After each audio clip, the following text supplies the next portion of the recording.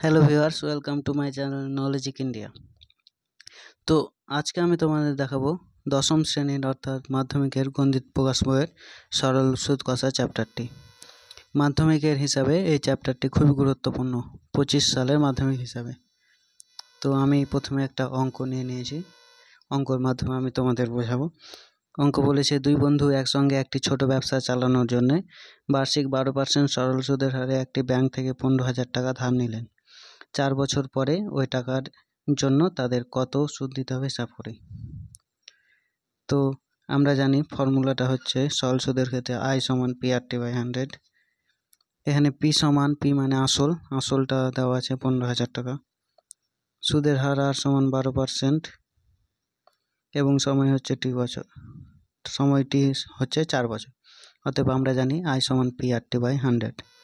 অতএব P এর মান যথারীতি বসানো হলো, R এবং T।